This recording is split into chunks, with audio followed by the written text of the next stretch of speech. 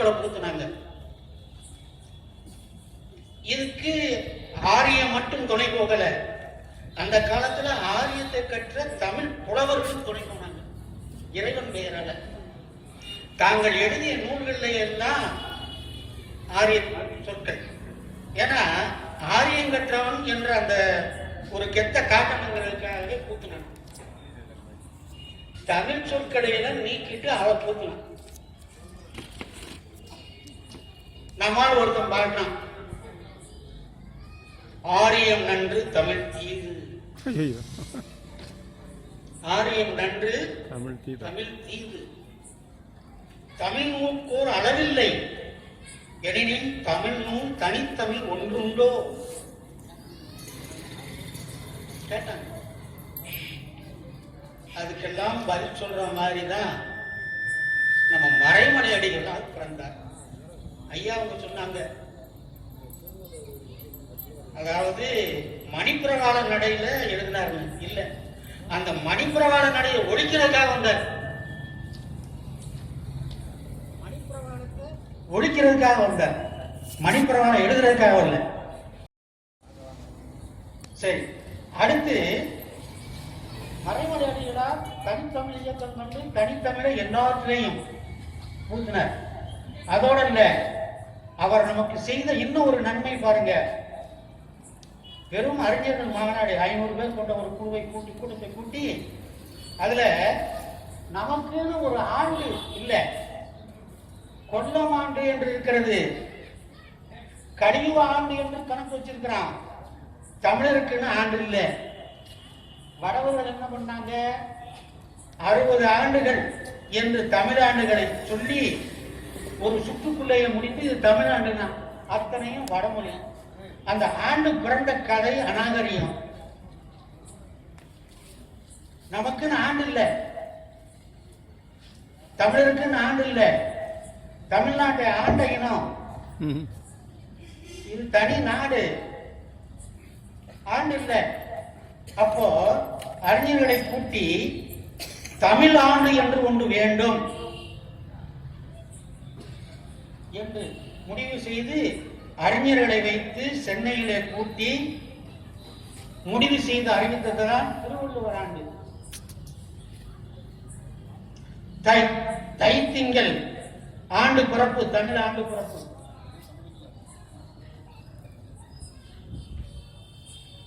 பாருங்க, மறைமலை அடிகளார் செய்த தொண்டு.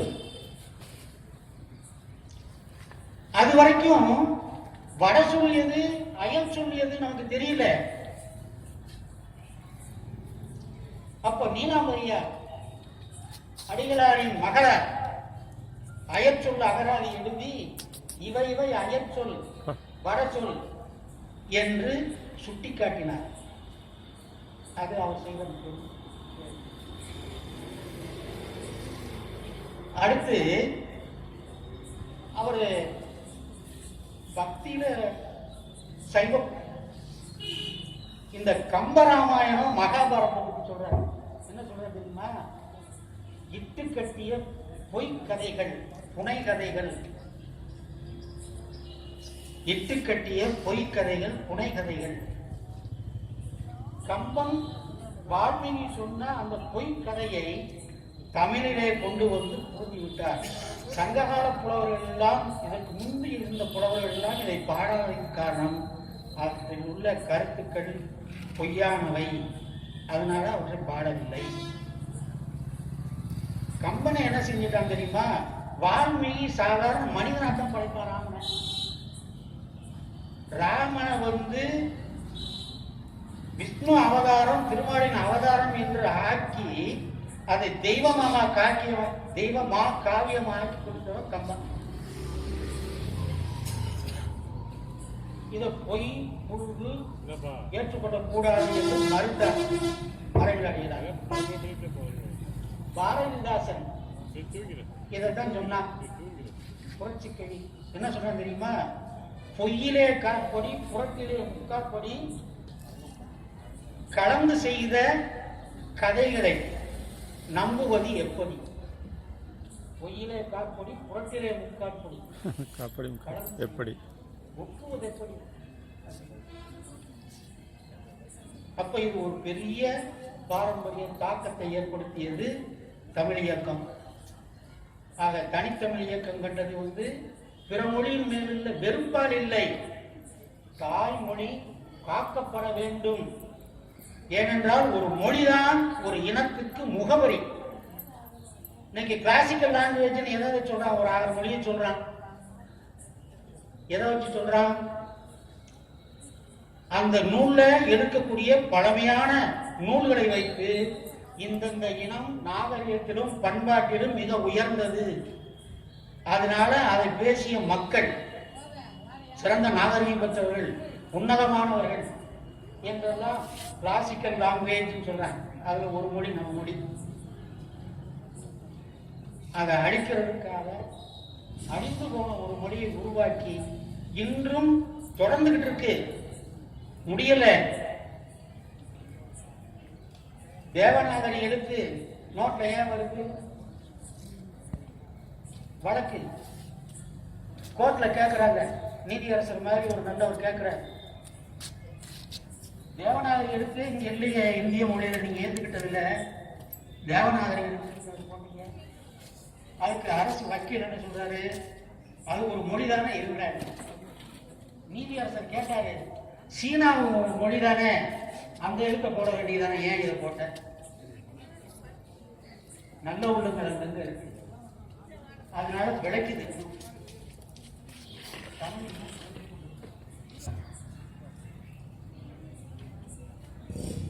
பாரதிதாசன் இவருடைய அடியை ஒட்டி தனித்தமிழ். பாரதிதாசன் பெரிய பக்தன். முதல்ல எளிமையான கவிதையை கண்டு பாரதிதாசனுக்கு அடிமையான மறைமலை அடிகளார் எப்படி தனித்தமிழ் இயக்கம் கண்ட முன்னாடி வேதாச்சலம் என்ற பெயரை மறைமலை அடிகள் என்று மாற்றிக்கொண்டார். தான் நடத்திய இதழுக்கு ஞானசாகரத்துக்கு அறிவு கடன் வச்சாரு. சமரச சன்மார்க்கம் ஒரு சங்கம் வச்சிருந்தாரு, அதுக்கு பொதுநிலை கழகம் பேர் வச்சாரு. பாரதிதாசன் அதுபோல பாரதி மேல கொண்ட பற்றின் காரணமாக பாரதிதாசன் வச்சான். நிறைய பேர் மறைமலை அடிகளார்னு பேர் அவர் வச்சார்ல, கேள்வி பண்ணான். மரஞ்செடி கொடிகள் இருக்கு அப்படிங்கிற மாதிரி இருந்ததுன்னா பேராண்டா. நம்ம மேடையில ஒரு மேடையில பேசணும் பேசினாரு ஒருத்தர், அது பரவாயில்ல, மரஞ்செடி கொடிகள் மாதிரி இருக்கு, ஐயா உங்க பேர் சொன்னா திருநீர் வாசம் தான் அடிக்கிறார். அது சொன்னவர் பேரு ஸ்ரீனிவாசன்.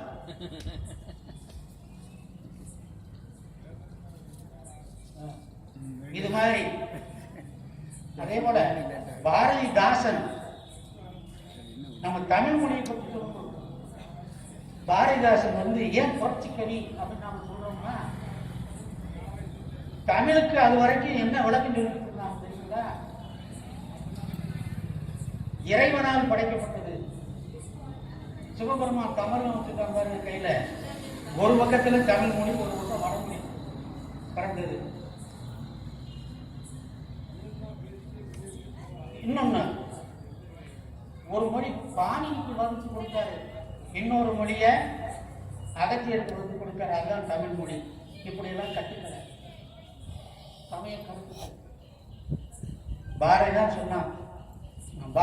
சொன்னான், என்ன சொன்னான் தெரியுமா? ஆதி காலத்துல மனிதன் தோன்றி நாகரிகம் இல்லாம வாழ்ந்தவன். அப்படி தோன்றிய காலம் நாளாக வளர்ச்சி அடைந்து பரிணாம வளர்ச்சியில பல ஆயிரக்கணக்கான ஆண்டுகள் போன முன்னாடி நாகரிகம் அடைந்த மனிதனாக வாழ்ந்தான். உலகம் தோன்றிய போது நீர் இல்லை, நீர் தோன்றியது, உயிரினங்கள் தோன்றியது. புது நீரிலே தாமரை பூத்தது போல் ஆதி மனிதன், கல்லாத மனிதன், மனித கூட்டத்தில் பிறந்த தமிழ் ஆதி தமிழ் அப்படின்னு. அது பரிணாம வளர்ச்சியில தமிழ் தோன்றியது, இறைவனால தோன்றவில்லை.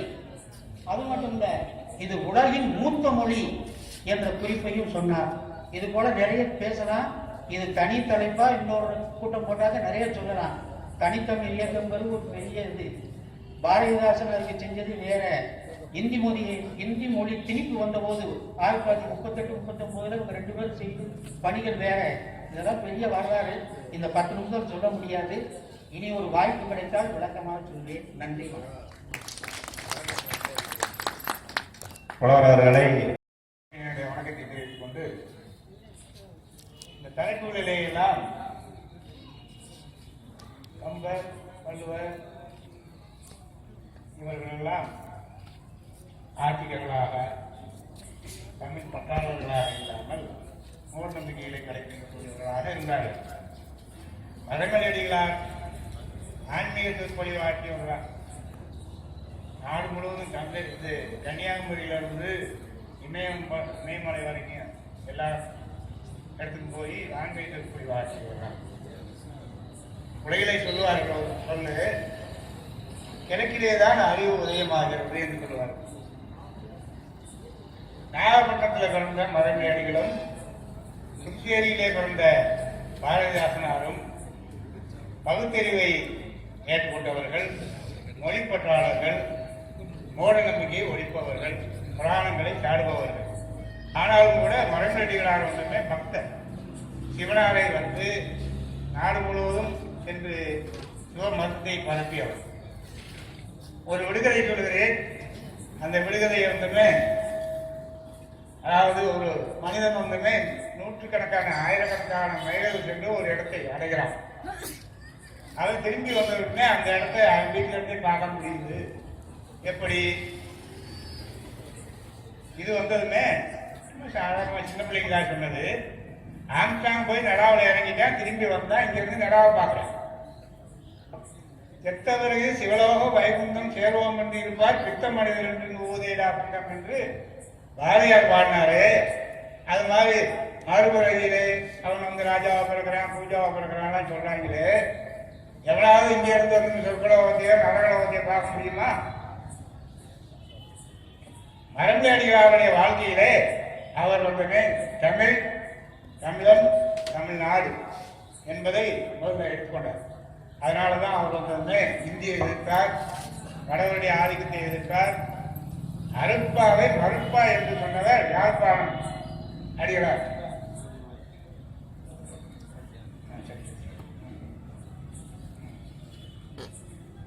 ஆறுமுகர் நாவலர் அவருடைய சீடராக இருந்தவர் கதிரவேல் பிள்ளை வந்து இந்த மரமலையடிகளார் 2 பேருமே சென்னையில சேர்ந்து வாதாடுவது என்று ஆரம்பித்திருக்கார்கள். அப்பொழுது மரமலையடிகளார் வந்து அருட்பாதான் இது என்று நிறுவுவதற்காக பலவிதமான இது உண்மைகளை எல்லாம் எடுத்து சொன்னார். ஆனா கதிரவேல் பிள்ளை என்ன செய்தார்? ஒரு சில வார்த்தைகளை பேசிவிட்டு இன்னொரு கூடத்திலே நான் வந்து பேசிக் கொள்கிறேன் என்று சொல்லி போய்விட்டார். அவர்கள் விடவில்லை. திரும்ப வகையந்திர கூட்டம் போட்டாங்க. கதிரவேல் பிள்ளை வரல. மரமலையடிகளார் வந்து திரும்ப அருட்பாய்னு சொன்னார்.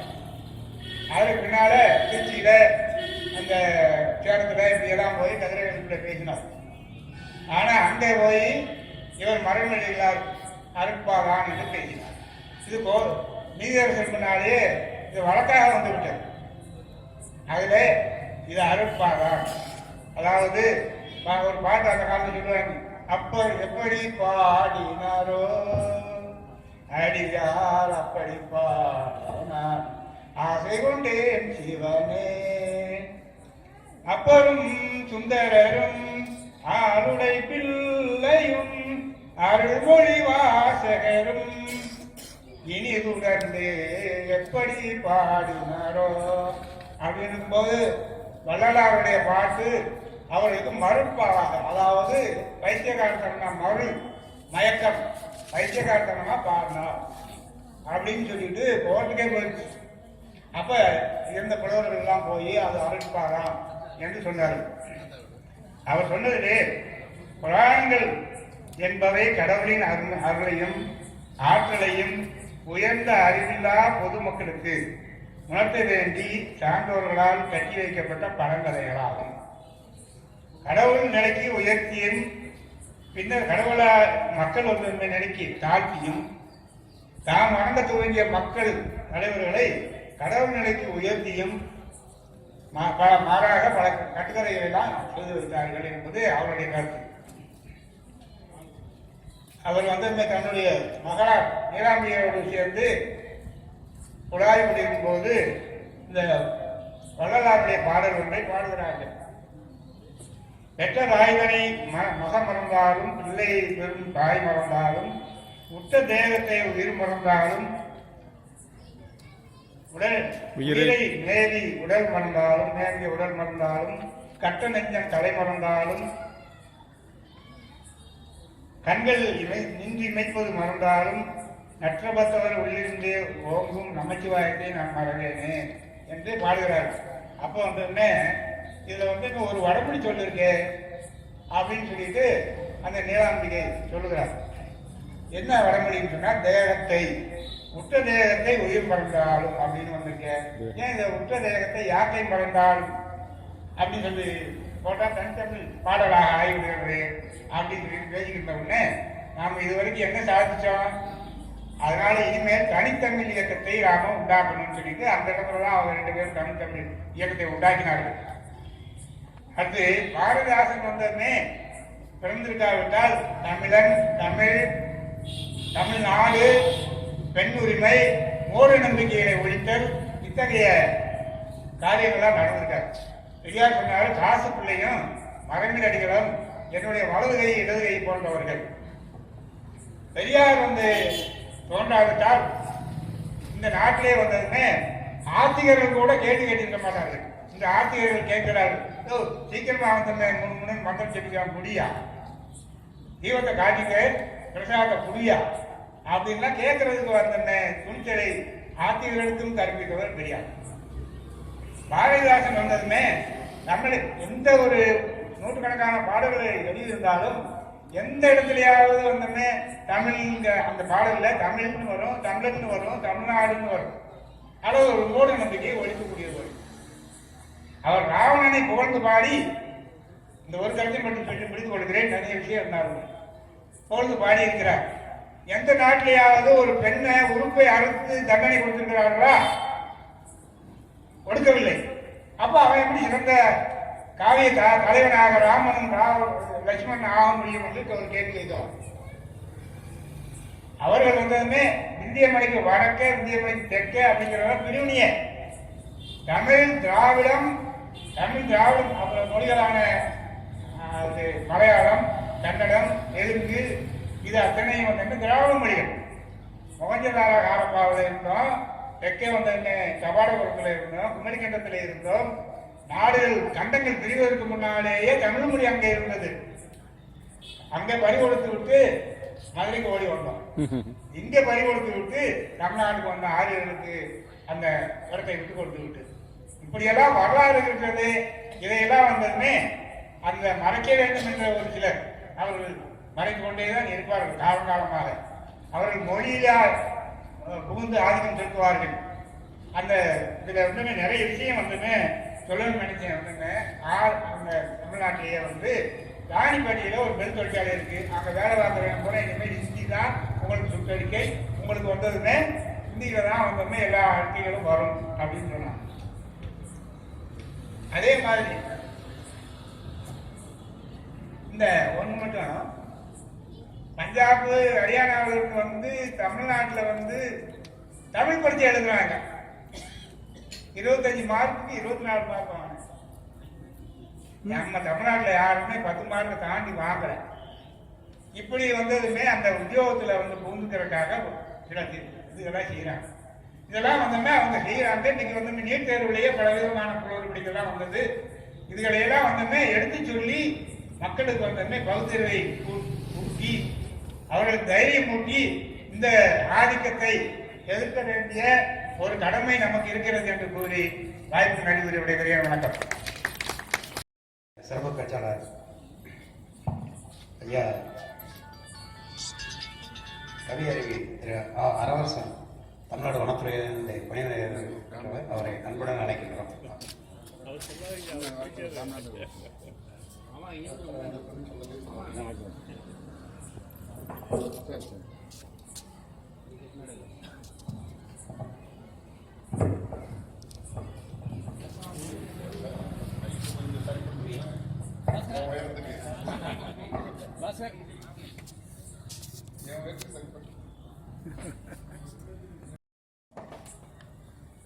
முத்தமிழை தாயே முதன்மொழியே நீதான்.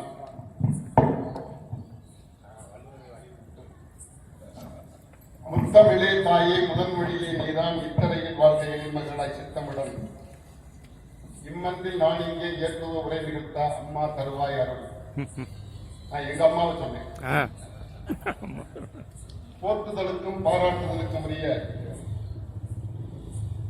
வாடிப்பட்டி திருவள்ளுவர் மன்றத்தினுடைய இந்த அருமையான நிகழ்வுக்கு தலைமையேற்றிருக்கக்கூடிய மரியாதைக்குரிய நீதியரசர் ஐயா நடராஜன் அவர்களே, பல்வேறு தலைப்புகளில் வள்ளுவரை, கம்பரை, வள்ளலாரை, பாரதியை, எங்களது மறைமலடிகளை, பாரதிதாசனை நான் எங்கள் என்று சொன்னா நாங்கள் அந்த தலைப்பில் பேசுறதுனால தங்களுக்கு தெரிந்த முறையில் தங்களுக்கு தெரிந்த நிலையில் பல்வேறு கோணங்களில் அலசி ஆராய்ந்திருக்கிற இந்த அருமையான சபைக்கு, நீங்களும் பார்வையாளர்கள் வந்து கேட்டுக்கொண்டிருக்கிற இந்த அவைக்கு அனைவருக்கும் அவங்களுடைய பொன்னடிகளை தொழுது என்னுடைய முதற்கண் வணக்கத்தை தெரிவித்துக் கொள்கிறேன். இந்த பட்டிக்காட்டில் சொல்லுவாங்க எங்க பக்கம், நான் ஒரு கிராமத்தை சார்ந்தவன் தான், தொத்தாடு வந்துதான் பட்டி அடைப்பாங்க. நான் கடைசியில் வந்து தொத்தாடு ஏதோ ஒரு அவை ஒரு தூங்கி இருப்பதை போன்ற ஒரு சாயத்தம் பெறுகிறது. எல்லாம் ஒண்ணு இல்லையா, எல்லாம் முழிச்சிட்டு இருக்கா. நான் இளமையாக தோற்றம் தருகின்ற ஒரு முதியவன். எனக்கு வயது 67. மறந்துவிடாதீங்க. ஆனால் எங்களுக்கு கொடுக்கப்பட்டிருக்கிற தலைப்பை ஒரு பட்டிமன்ற தலைப்பாகவோ அல்லது சுழலும் சொற்போராக வைத்திருந்தால் மிக சிறப்பாக இருந்திருக்கும். நான் சொல்ல வேண்டிய செய்தியை புலவர் ஏடகர் சொல்லிவிட்டார், அதற்கு முன்னால் ஒரு புலவர் சொல்லிவிட்டார். நான் இதை சொல்வது, நான் மீண்டும் சொன்னால் அரைத்தமாவே அரைத்ததாக இருக்கும். சேலத்து மாம்பழம், சென்னை கடற்கரை, கொற்கை முத்து, கொள்ளைகால் பட்டு, தடியில் காஞ்சி, தடந்தோல் பாண்டியன், தன்புணல் காவிரி, தஞ்சை கோபுரம் என்று ஒவ்வொன்றுக்கும் ஒரு வரையறை வைத்தார்கள். அதே போன்று தமிழகத்தில் இருக்கின்ற திருக்குறள் அல்லது திருவள்ளுவர் என்ற பேரவை சார்ந்த ஒரு வரையீடு அல்லது ஒரு அளவீடு செய்தால் நிச்சயமாக வாடிப்பட்டி திருவள்ளுவர் மன்றத்திற்கு ஒரு நிரந்தரமான ஒரு இடம். இதை நான் மிக்க பெருமையோடு சொல்லிக் கொள்வதிலும் இந்த மன்றத்திலே நான் பேசுவதிலும் நான் மிகுந்த பெருமை அடைகிறேன். இன்னொன்று சொல்ல கடமைப்பட்டிருக்கிறேன். தங்கத்திற்கு 45 பேர்களை தமிழ் வழங்கி இருக்கிறது, மறந்து விடாதீர்கள். தங்கத்திற்கு 45 பேர்களை தமிழ் வழங்கி இருக்கிறது. அதில் ஆடகம், கிளிசனை, சாதரூபம், சாருபகம் என்று 4ஐத்தான் முதன்மைப்படுத்துவார்கள். அதிலும் முதன்மைப்படுத்துவது ஆடகம். இனி ஒரு தங்கம் ஒரு பெயர் சொல்ல வேண்டும் என்றால் அதுக்கு வாடிப்பட்டி திருவள்ளுவர் மன்றம் என்று பெயர் சொல்கிறார் என்று சொல்லி நான் மறைமலடிகளையும் பாரதிதாசனையும் உங்கள் முன் கொஞ்ச நேரத்தில் நான் சொல்ல விளைகிறேன். கொஞ்ச நேரம் மட்டுமே இருக்காது, ஏனென்றால் மணி 10 நெருங்கி கொண்டிருக்கிறது. ஒரு கவிஞன் பாடினான், கூடை பேச்சு மேடையில் ஏறி கொட்டி முழக்குதல் வாய்வீரம், ஏடுகள் எல்லாம் எழுதி முடித்தோம் இதுதானா நம் கைவீரம், பேடிகளானாம் கோழைகளானாம் பேரழகுத்தாய் தமிழ் தன்னை வாடிக விட்டு வாழுகின்ற வாழ்வும் என்ன வாழ்வோ தான் ஒரே அடி. இந்த கவிதை இந்த மண்ணில ஒழித்த ஆண்டு ஏறக்குறைய 60 ஆண்டுகளுக்கு முன்னர். அதே நிலைதான் இன்றைக்கும் இருக்கிறது. தாயகத்து பெற்றெடுத்தால் மானமில்லா கருதலையா இம்மண்ணில் திருவதற்கா, கோயில் எல்லாம் இந்ததற்கு புரட்டு கூட்டம் தவறாமல் கொள்ளையினை அடிப்பதற்கா, தூயனரும் செந்தமிழை ஒழிப்பதற்கு தொடர்ந்தாற்போல் கயவரெல்லாம் முனைவார் என்றால் நீ எனக்கு நான் எனக்கு நடைபெறும் போல் இம்மண்ணில் திரிவதற்கா என்று ஒரு கவிஞன் கேட்டார். என்ன பதில் சொல்லி இருக்கிறோம்? இந்தியாவில் தமிழகத்தில் தேசியம் என்றால் அது இந்தி, இந்தியாவில் தமிழகத்தில் தேசியம் என்றால் அது இந்தி, வழிபாடு என்றால் அது சமஸ்கிருதம் அல்லது வடமொழி, இசை என்றால் தெலுங்கு. உங்களுக்கு தமிழுக்கு அங்கே எது இருக்கிறது? கொஞ்சமே யோசித்தோமா? இதை கண்டுதான் மறைமலடிகள் கொதித்தார். ஒரு எளிமையான ஒரு சிறு எடுத்துக்காட்டோடு நான் சொல்ல விளைகிறேன். அவர் வரலாறு சொன்னார், மறந்துவிட்டேன், அருள் கூர்ந்து பொறுத்துக் கொள்ளுங்கள், மன்னிப்பு கேட்க மாட்டேன். ஏனென்றால் மன்னிப்பு என்று தனித்தமிழ் சொல்ல அல்ல. இன்று மறைமலடிகள் பிறந்த நாள் உங்கள் அனைவருக்கும் அவர் வாழ்த்துக்களை தெரிவித்துக் கொள்கிறேன். பெருந்தலைவர் காமராஜர் பிறந்த நாள், அந்த வாழ்த்துக்களையும் உங்களுக்கு தெரிவித்துக் கொள்கிறேன். அது எப்படியோ அது நிகழ்ச்சி இன்று தொடங்கி இருக்கிறது. அவருடைய பிறந்த நாள் இது. இவருக்கு மறைமலை அல்ல மறையாமலை என்று சொல்லுவார்கள். மறையாமலை. இவருக்கு மறைமலை அல்ல மறையாமலை. மறைமலை என்பவரும் பாரதிதாசனும் எந்த புள்ளியில் இணைகிறார்கள் என்கிற போது இவரை பற்றிய செய்தியை நான் சமீபத்தில் ஒரு மாதத்திற்கு முன்னால் ஒரு செய்தியை படித்தேன். பன்மல் புலவர் அப்பாதுரையார் என்று ஒரு பெரிய பேரறிஞர் இருந்தார். கவியரசு கண்ணதாசனுக்கு அவர் ஆசிரியர். அவர் ஒரு நாள் மறைமலையிடம் பேசிக் கொண்டிருந்த போது என்னையா பாரதி, என்னையா பாரதிதாசன், என்னையா பாரதியும் வடமொழியில தான் எழுதுறான், பாரதிதாசனும் வடமொழி தான் எழுதுறான், நீங்க ரெண்டு பேரையும் கவிஞர்கள் எப்படி சொல்லுவார்? எனக்கு அதில் உடன்பாடு இல்லை.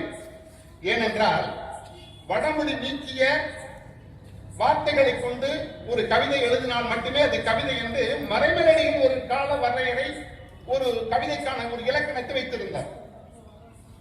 இதற்கு எடுத்துக்காட்டாக சொல்ல வேண்டும் என்று சொன்னால், பாரதிதாசன் அவர்கள் கனியிட ஏறிய சுளையும் முற்றல் கலையிட ஏறிய சாரும் நனிபசு பொழியும் பாடும் தென்னை நல்கிய குளிரில ருசியும் என்று எழுதியிருந்தார். இதற்கு முன்னால் அந்த பாடல் வெளிவந்த போது அப்படித்தான். இந்த செய்தியை அப்பாதுரையார் நேரடியாக பாவேந்தரிடம் போய் சொல்லுகிறார். சொல்லுகிற போது அடுத்த பதிப்பிலேயே அந்த ருசி என்பது சுவையாக மாறிவிட்டது. தமிழ் சொல். இந்த ருசி என்பது சுவையாக மாறுகிறது. எவ்வளவு அற்புதமான ஒரு சிந்தனை பாருங்கள். இன்னொன்று, பாரதியாரை 3 பெருமக்கள் மானசீகமாகவோ நேரடியாகவோ வடிவமைத்தார்கள். பாரதியை, மகாகவி பாரதியை 3 பெருமக்கள் நேரடியாகவோ அல்லது மறைமுகமாக வடிவமைத்தார்கள். அதில் கோபாலகிருஷ்ண பாரதி என்று ஒருவர் இருந்தார். அவர் மாயூர முன்சி வேதனாக என்று ஒருவர் இருந்தார். இன்னொருவர் எனக்கு நினைவு வரவில்லை. இந்த 3 பேருடைய பேச்சு, எழுத்து, வார்த்தை, நடப்பு, நிதி எல்லாவற்றையும் அவர்கள் ஒருங்கிணைத்துத்தான் பாரதி என்று ஒரு மகாகவிஞன் உருவானான். நேரடியாக சந்திப்பதோ அல்ல, படித்ததை, கேட்டதை, பார்த்ததை, நினைத்ததை எப்படி இருந்தாலும் வைத்துக் கொள்ளுங்கள். அதே போன்று பாரதிதாசனையும் ஒரு 3 பேர் தான் பாரதிதாசனையும் நிர்ணயம் செய்தார்கள் ஒரு மகாகவியாக. எப்படி? இதே பாரதி, மறந்து விடாதீர்கள், இதே பாரதி. பாரதியார், அடுத்த அடியிலே தந்தை பெரியார், அடுத்த அடியிலே மறைமலை அடிகளார் ஒருவன். இதுதான் பாரதிதாசனுக்கும் மறைமலை அடிகளுக்குள்ள நெருக்கத்தில் ஒரு புள்ளியில் இணைந்தது. பாரதிதாசன் பாரதிக்கு தாசன் என்பதை எந்த சூழ்நிலையிலும் மறக்கவில்லை. அவர் ஐயர் என்றுதான் சொல்லுவார். ஐயர் என்று சொல்லுகிற போதே பிராமண, சத்திரிய, வைசிய, சூத்ரா என்பது ஒத்துக்கொண்டதாகத்தான் அர்த்தம் என்று அவரை கேட்டார்கள். அதை சொல்வதற்காக நான் வெட்கப்படவில்லை. பாரதிக்கு நான் தாசன் தான். ஆனாலும் தந்தை பெரியாருடைய திராவிடத்தை, தந்தை பெரியாருடைய தமிழ் தேசியத்தை, தந்தை பெரியாருடைய பகுத்தறிவை நான் என் உயிர் உள்ளவரை மறக்காமல் பாடுவேன். ஆகவே அது எந்த அளவு ஐயமில்லை. இருந்தாலும் என்னுடைய முன்னோன் பாரதிதான். இதைத்தான் கவியரசு கண்ணதாசன் அழகாக பதிவு செய்வார். கலைமண்டி கிடந்த கனித்தமிழ் இனத்தை கலை நீக்கி வடித்தவன் பாரதி. கண்ணதாசன் முடியும். கலை மண்டி கிடந்த கனித்தமிழ் இனத்தை கலை நீக்கி வடித்தவன் பாரதி. கலை நீக்கி வடித்த நிலத்தில் பலவாறு கணிக்காடு கண்டவன் பாரதிதாசன். அது ஒரு பெரிய நீண்ட கவிதை. தொடக்கத்தை மட்டுமே சொல்லுகிறேன். கலை மண்டி கிடந்த கனித்தமிழ் நிலத்தை கலை நீக்கி வடித்தவன் பாரதி. கலை நீக்கி வடித்த நிலத்தில் பலவாறு கணிக்காடு கண்டவன் பாரதிதாசன். என்ன இருந்தாலும் வகுத்தவன் முன்னும் பார்த்தவன் பின்னும் வாழும் தமிழின் காவலர் இவர்களுக்கு இந்த கவிதை முடிப்பார். ஆக இப்படி பார்க்கிற போது ஒரு கவிஞன் என்பவன் சாதாரணமான வெற்றிடத்தை காற்று நிரப்பும், காலத்தின் வெற்றிடத்தை கவிஞன் தான் நிரப்புவார். இதை மறந்து விடாதீர்கள். இதுதான் நாம் இந்த பேசக்கூடிய இந்த கருத்தரங்குகளுடைய முத்தாய்ப்பான ஒரு முடிவு. அந்த வகையில் பாரதிதாசன் மறைமலடிகளை தனித்தமிழோடு இணைத்து பார்க்கிறார். பாரதிதாசனை பார்ப்பதற்கு முன்னால் கொஞ்சம் மறைமலடிகளை கொஞ்சம் சிந்தித்து பார்ப்போம். இடக்கை வழக்கை என்றெல்லாம் சொன்னார்கள் புலவர் பெருமக்கள். நான் அங்கே போகவில்லை. தனித்தமிழை கூட்டி பரத்துகிற போது தமிழுக்கு செம்மொழி அந்தஸ்து கொடுக்கிற போது 16 வகை பண்புகளை வரையறுத்து காட்டியிருக்கிறார்கள். பேராசிரியர்களுக்கு தெரியும். 16 பண்புகளில் நாம் சித்திரை, வைகாசி, ஆணி, ஆடி என்று 12 மாதங்களை சொல்கிறோம். இது ஒரு சொல் கூட தமிழ் அல்ல, மறந்து விடாதீங்க. ஒரு சொல் கூட தமிழ் அல்ல. மேளம், விடை, இரட்டை, கடகம், மடங்கள், துளை, நளி, சிலை, சுரவம், கும்பம் இனம் வந்து இந்த 12 ராசிகளுக்கு சொல்லப்பட்டது. மேசம் என்பதுதான் மேளம். விடை என்றால் ரிஷபம். விடையேறின் ஒரு பாடல் ஒன்று இருக்கிறது அல்லவா, ஒரு பாடல். அந்த பாடல் விடை என்பது காளையை சொல்லும். மிதனம் என்பது இரட்டை, கடகம் என்பது சரியாக வருகிறது. இதை மறந்து விட்டு அப்படியே நாம் சித்தனைக்கு போய்விட்டோம். அதே மாதிரி தான் கிழமையில் 7 கிழமையில் இருக்கிறது. ஞாயிறு, திங்கள், செவ்வாய், புதன், வியாழன், வெள்ளி, சனி என்று. இதில் புதனும் சனியும் தமிழ் அல்ல. புத் என்கிற சொல்லிலிருந்து தோன்றியது புதன். அதற்கு என்ன தமிழில் அறிவன் என்று பெயர். சனி என்றால் காரி, கருப்பா இருப்பான சனீஸ்வரன், கருப்பு தான் கருப்பா இருப்பான. நான் சுமைக்காக சொல்கிறேன், அதை தவறாக எடுத்துக் கொள்ள வேண்டாம். என் பெயர் பெற்றோர் இட்ட பெயர் எனக்கு நாகராஜன் தான். பெற்றோர் இட்ட பெயர் நாகராஜன். நயினார் கோயிலுக்கு விரதம் இருந்து நான் அந்த அருளால் நான் பிறந்ததாக வைத்து எனக்கு நாகராஜன் என்று பெயரிட்டார்கள். காலம் என்னை தமிழ் குடி மாணவரிடம் கொண்டு சேர்த்தது. எனக்கு ஒரு ஆசிரியர் பள்ளியில், அவர் சாத்தையா தமிழ் குடிமகனாக இருந்த போது நான் நாகராஜனாக பயிற்சிக்கு பள்ளிக்கு சென்றேன். உன் பெயர் என்ன என்று கேட்டார். நாகராஜன். அப்படி விட்டது. 69 உலக தமிழ் மாநாடு என்று ஒரு மாநாடு பரமக்குடியிலே தொடங்கியது. அதுக்கு அப்பொழுது நாங்கள் தனித்தமிழ் வைத்து பேர் பரம்புக்குடி. யார் யார் தமிழிலே பெயரை சொல்ல விரும்புகிறார்களோ அவர்களெல்லாம் தூய தமிழில் பெயரை மாற்றினார்கள். எனக்கு ஒரு நல்ல சிறந்த ஒரு நல்ல வாய்ப்பு. மொழிகள் ஞாய் என்று சொல்லப்படுகிற 27 மொழிகளுக்கு மொழிவரலாறு எழுதிய தேவனைய பாவாணனுக்கு நான் அனுப்ப தொண்டனாக, ரொம்ப புரியும்படி சொல்ற ஒரு பியூனாக 3 நாட்கள்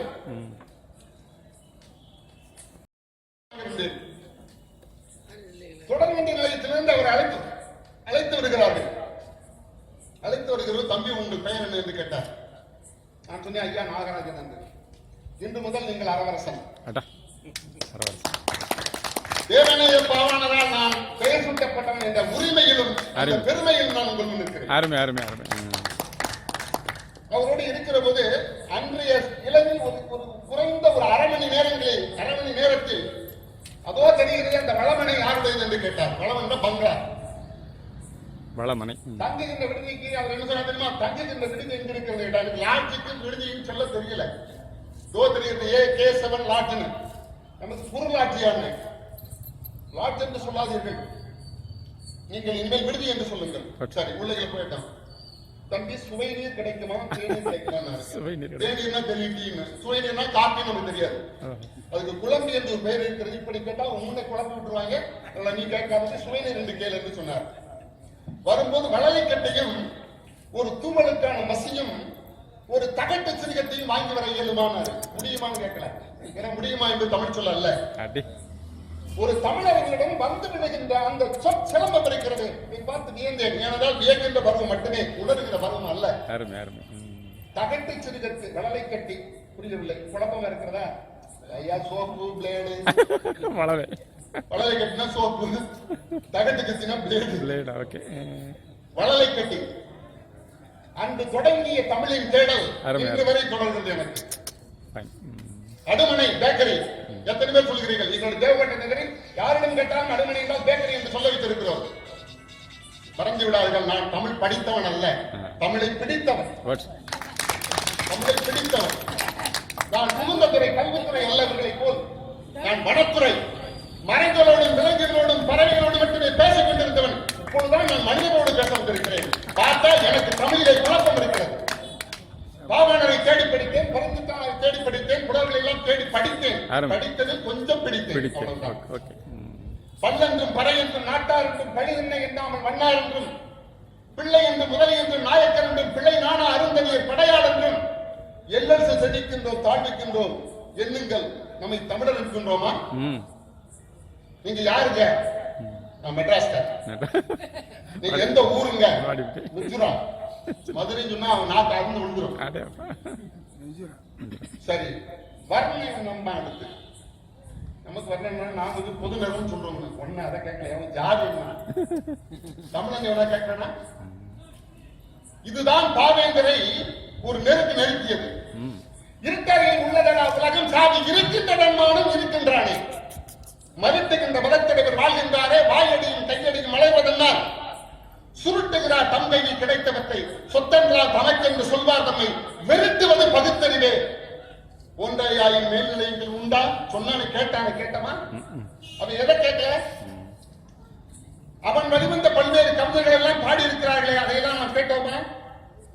பாண்டியனின் வழியாணி இமயக்கோட்டில் பறந்திருந்த துன்படியா, இளங்கமண்ணை ஆண்டவர்கள் உண்ணவரா? புட்பகத்தில் சாபகத்தில் இளங்கமண்ணை ஆண்டவர்கள் உண்ணவரா? எதிரி மண்ணை அதிரடித்ததும் குளமா? புட்பகத்தில் மாண்ட வரலாற்றுக்கு உங்களுக்கு மயிரளவும் தொடர்புள்ள இலக்கு வார்த்தை என்று கேட்டானே. வல்லினமும் மெல்லினமும் அழிந்து போகும் வயிற்று வழி வார்த்தையினும் சிறந்து பொங்கும், நல்லினத்தில் தோய்ந்து மொழி அழிந்து போகும் நாகரிகமற்ற ஆட்டம் போடும். சொல்லுங்கால் எரியுதடா வயிறும் உடை சுமந்தவனும் தமிழ் பண்ணா, கூர்ந்தவளால் சல்லி சல்லியாய் அவளை சிதைக்க வேண்டும். தடிமரத்தை இந்தவளா தமிழமங்கை என்று கேட்டானே. உணர்ந்தோமா? மறைமொழிகளை பற்றி சொல்லும் போது ஒரு கவிதை சொன்னார். ஏன் கவியரசு கண்ணதாசன் தான் சொன்னான். பின்னாடி அர்த்தம் எழுதுனா அது வேற, அது கதை. அந்த கதைக்கு நம்ம போனோம்னா அச்சுக்க விட்டுருவோம். முன்னாடி சொன்னதை மட்டும் ஏற்றுக்கொள்வோம். சயோகம், சந்தோஷம், தாவரத்னம், சம்சாரம், சந்நியாசம், பரதநாட்டியம், வைபோகம், சுபமுகூர்த்த மதலவீதை, மதவேதம், ஸ்ரீலஸ்ரீ பஜனை பூஜை, கைலாக்கும் நைவேத்தியம், கமலபந்தம், கல்யாணம், புதுராட்சம், அத்தகாமம், தெய்வாம்சம், ஸ்ரீபாதம், தேவி புஷ்பம், சிவராஜம், பகினேத்தி, தேவ மாதா, இவையெல்லாம் அடுத்தடி வருகிறான். இவையெல்லாம் தமிழ் என்பார் மறைமலை அடிகளாரின் எழில் கண்டு புலம்புகிறான் என்று பதிவு செய்தார். என்றைக்கு கேட்டிருக்கிறோம்?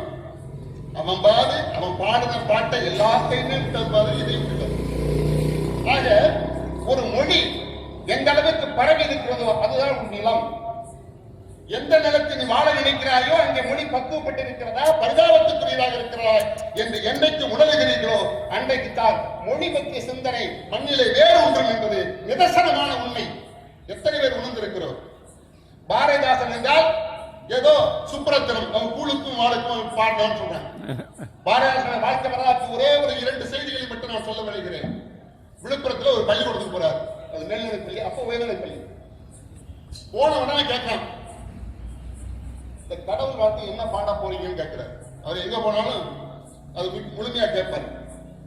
இன்னொன்னு ஒரு கூட்டத்துக்கு சரியான நேரத்துக்கு போவாங்க. நம்ம நீங்க மாதிரி போனாரு. அவன் உடனே பாலும் தெளிதேனும் பாகும் பருப்பு இவை நாளும் கலந்துனுக்கு நான் தருவேன் கோலஞ்சை துங்க கரிமுகத்து தூமணியே நீ எனக்கு சங்கத்தமிழ் ஒன்றும் தா.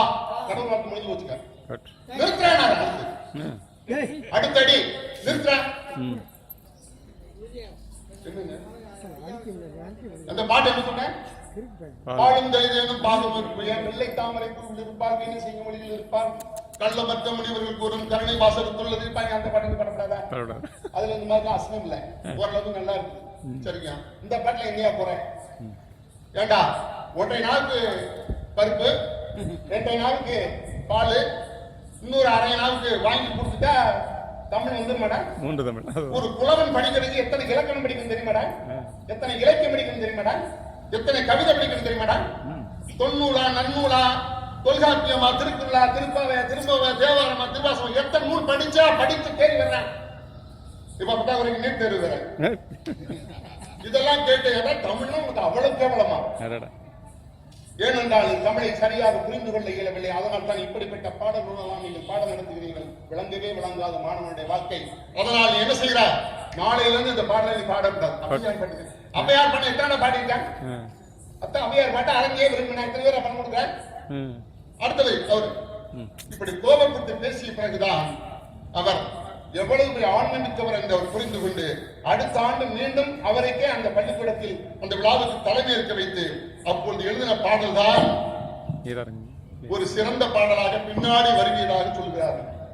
அது எந்த பாடல் எனக்கு தெரியவில்லை. ஆனால் அப்படி ஒரு பாடல் உண்டு. பாண்டிச்சேரி என்று உங்களுக்கு தெரியும். அது பிரெஞ்சு நாட்டுக்காரனுடைய அரசாட்சியில் இருந்தது தெரியும். அந்த பாரதிதாசனை பத்தி அங்க உள்ள எல்லாருமே காழ்ப்புணர்வு எல்லாருமே உண்டு. என்னை விட பேராசிரியர் பேசினா என்ன பேசிட்டாரு? ஏன்னா அந்த ஆய்வில் அவர் முன்னேற்பட்டவங்க நான் ஒண்ணுமில்லை, நான் வெத்து விட்டு சும்மா ஏதோ டாம் டூம்னு பேசிட்டு போயிடுவேன். ஆனா பாரத காழ்ப்புணர்ச்சியில அவரை பத்தி என்ன பண்ணிட்டான்னா போய் கவர்மெண்ட்ல சொல்லிட்டான் கவர்னர். அப்ப பிரெஞ்சு நாட்டினுடைய ஒரு சுதந்திர போராட்டத்தினுடைய விளைவுகளை பத்தி ஒரு பெரிய விழா நடக்கிறார் பிரெஞ்சு நாட்டில். என்னன்னா மத குருமார்களிடம் இருந்த கல்வியை சாமானிய மனிதனும் படித்துக் கொள்ளலாம் என்ற ஒரு உத்தரவை பிறப்பித்த ஒரு கவர்னருடைய விழா. அது கவர்னருடைய பிறந்த நாள். இவன் போய் சொன்ன உடனே ஒவ்வொரு மொழிக்கும் ஒவ்வொரு ஆளை தேர்வு பண்ணாங்க. தெலுங்கு, கன்னடம், மலையாளம் எல்லாத்தையும் தேர்வு பண்ணாங்க. தமிழுக்கு மட்டும் வச்சுட்டாங்க. தமிழ் வச்சும்போது வளர்க்கணும்னா சுப்ரத்தின வாத்தியார்னு ஒருத்தர் இருக்காங்க. அவர் பேரு சுப்ரத்தின வாத்தியார் தான். அவரை கொஞ்சம் கூப்பிட்டா நல்லா இருக்குன்னு சரி கூப்பிடலாம். ஆனா அவரு கொஞ்சம் திமிர் பிடிச்சவங்க. வணங்காமணி பாரதிதாசன் தான். வளையாத இந்த பாரதிக்கும் வணங்காமணி பாரதிதாசனுக்குன்னு கலைஞர் சொல்வார். அது மாதிரி அவர் திமிர் பிடிச்சவர். என்ன செய்வாரு? அவராட்டுக்கு திடீர்னு வந்துகிட்டு ஏடா கூடமா பேசிவிடுவாரு. உங்களுக்கு தர்ம சங்கடமா போயிடும். பரவாயில்ல, தர்ம சங்கடமா என்ன ஆகும்? நீங்க கொஞ்சம் சங்கடப்படுவீங்க. சரி பரவாயில்ல, தர்ம சங்கடமா பாடுற ஆளையும் போடு. அவன் என்ன பாடுறான் அப்படிங்கறத மொழிபெயர்த்து சொல்றதுக்கு, அதாவது பிரெஞ்சில் மொழிபெயர்த்து சொல்றதுக்கு இன்னொரு ஆளையும் பக்கத்துல நிறுத்து அப்படின்னு சொல்லி எல்லாம் பாடி முடிச்சோடனே கடைசியா தமிழ பாட வச்சாங்களாம். இவர் வந்திருக்காரு. இவர் எப்பவுமே ஒரு கம்பீரமான ஆஜான பாகுவான தோற்றம். முறுக்கி விட்ட மீசை முகம் கொண்ட பாரதிக்கு நறுக்கி விட்ட மீசை நகை கொண்ட பாரதிதாசன் சொல்லுவாங்க. அது மாதிரி வந்தாராம். வந்த உடனே பார்த்துட்டு ஒரு வணக்கம், சாதாரண வணக்கம் வந்துட்டு அப்படி பார்த்துட்டு பார்த்தாராம். யாரு அவன் தூபம் போட்டான்னு கவர்மெண்ட் அவன் தூரம் முன்னாடி வந்திருக்கான். வந்திருக்காரு. வந்துட்டு பேப்பர்லாம் எடுத்தார். எங்களை மாதிரி ஆளுக்கு தானே பேப்பர். வறியவர்க்கெல்லாம் கல்வியின் வாடை அப்படின்னு இருக்காரு. அந்த கவர்னர் இருக்கான்ல, அவன் பிரெஞ்சுல மொழிபெயர்த்து சொல்றதுக்கு பார்த்திருக்கான். அவன் பிரெஞ்சுல மொழிபெயர்த்து சொல்லிட்டான். பிரெஞ்சுல கோந்தினியே அப்படின்னா இன்னும் மேல போன்னு அர்த்தம். கோந்தினியன்னு இருக்கான் கவர்னர். மீண்டும் சொல்லிருக்காரு, வறியவர்க்கெல்லாம் கல்வியின் வாடை கோந்தினியே, வரவிடவில்லை மத குருக்களின் மேடை கோந்தினியே இருக்கான். வறியவர்க்கெல்லாம் கல்வியின் வாடை வரவிடவில்லை மத குருக்களின் மேடை. சரி பார்த்துட்டு நறுக்க தொலைந்தது அந்த நாட்பட்ட வீடை கோந்தினியே, நாடெல்லாம் பாய்ந்தது கல்வி நீர் ஓடை. இந்த மீண்டும் கோந்தினி சொல்லிட்டு கவர்னர், ஏன்னா அர்த்தம் புரிஞ்சுக்கிச்சு பாருங்க என்ன பாடினான்னு. மீண்டும் பாடுங்க அந்த பிரெஞ்சு வார்த்தை சொல்லி பாடுனார். உடனே வறியவர்க்கெல்லாம் கல்வியின் வாடை வரவிடவில்லை மத குருக்களின் மேடை, நறுக்க தொலைந்தது அந்த நாட்பட்ட வீடை, நாடெல்லாம் பாய்ந்தது கல்வி நீர் ஓடைன்னு சொல்லி திரும்பியிருக்காரு. பாடாடி எந்திரிச்சு வந்து கண்டுபிடிச்சிட்டான், நீதான் கவிஞன், நீதான் கவிஞன், நீதான் கவிஞன் அப்படின்னு. இந்த பாடலை பாடுகிற போது அவருக்கு என்ன வயசுன்னு இருக்க மறந்துடாங்க. 19 வயசுல பள்ளிக்கூடத்து வாத்தியார போனவர். 19 வயசுல மாநிலத்திலேயே முதல்வராக தேர்வு பெற்று பள்ளிக்கூடத்துக்கு வாத்தியார போறாரு. மறந்துடாதீங்க, ஒரு கவிஞன் சட்டசபை சபாநாயகராக இருந்த பெருமை அவருக்கு உண்டு. அது பிறகு புலவர் கோவிந்தன் வந்தாரு, தமிழ் படிவன் வந்தாரு, எல்லாம் வந்தாரு. ஆனால் முதலில் சட்டசபையில் ஒரு கவர்னர், அதாவது ஒரு சட்ட பேரவை தலைவராக பதவியேற்ற பெருமை கவிஞருக்கு உண்டு. அப்ப 19 வயசுல படிக்க வாத்தியார போறாரு. அவர் அப்பா கூட்டிட்டு போறாரு எங்க பள்ளிக்கூடத்துக்கு. பார்த்த உடனே எல்லா புலவர்களும் சொன்னாங்கன்னா எங்க பையனை சேர்க்க வந்திருக்காரு போட்டிருக்கு பள்ளிக்கூடத்துக்கு. பள்ளிக்கூடத்துக்கு சேர்க்க வந்திருக்காரு போட்டிருக்கு. அவர் பார்த்துட்டு தமிழ் எங்க இருக்காரு, நான் பாண்டிச்சேரி இருக்காரு. எங்க வந்தாரு வாத்தியாரா உங்களுக்கு, நீ வாத்தியாரா? அப்போ ஒரு டீச்சர் கேட்டாங்களாம், இப்ப எங்க பக்கமும் அந்த மாதிரி பழக்கம் உண்டு.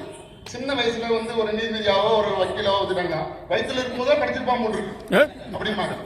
அது மாதிரி வயிற்றுல இருக்கும்போதே படிச்சிருப்பானோ அப்படின்னு சொல்லிட்டு, தம்பி எந்த ஊர் சொன்னா இது அந்த ஊர் நிறவிங்கிற ஊர்ல ஒரு வேலை பார்த்து போறாரு. அந்த தலைமை ஆசிரியர் பார்த்து பேரெல்லாம் கொடுத்துட்டு தம்பியை பார்த்துக்கிட்டு போயிட்டாரு. ஒரு 4-5 நாள் ஒரு வீட்டுல இருந்துட்டு போயிருக்காரு. அப்ப உள்ள வேட்டி, அப்ப உள்ள இந்த கோட்டு மாதிரி போடுவாங்க, போட்டுட்டு போயிருக்காரு. 3-4 நாள் ஆச்சு. இந்த பெரிய புலவர்கள் இருக்காங்கல்ல, பெரிய இந்த புலவர்கள் இல்ல, பெரிய புலவர்கள், அதுல விஸ்வலிங்கம்னு ஒருத்தர், அவருக்கு வாத்தியாரு ராமசாமின்னு ஒருத்தர். எப்பவுமே ராமசாமினா எப்பவுமே கொஞ்சம் வில்லங்கமா தான் இருப்பாங்க. அப்ப விஸ்வலிங்கம் பிள்ளை பார்த்துட்டு ராமசாமி சொன்னாரு, ராமசாமி விஸ்வலிங்கம் பிள்ளைக்கு குரு. மறந்துடாதீங்க, ஆசிரியர் என்பவர் வழிகாட்டுபவர், குரு என்பவர் தான் வாழ்ந்து காட்டுபவர். ஆசிரியர் பாரதியமும் தந்தை பெரியாரையும் பாரதிதாசன் குருவாக ஏற்றுக்கொண்டார். மறந்துடாதீங்க. அதனால்தான் ஒரு நடை முரண் என்று சொல்வார்கள் இலக்கணத்தில். ஆத்திகத்தில் கழுத்து வேரோடிய பாரதியையும் நாத்திகத்தில் பழுத்து வேறுபடிய பெரியாரையும் தன்னுடைய 2 குருக்களாக அவர் ஏற்றுக்கொண்டார். யாரு? பாரதிதாசன்.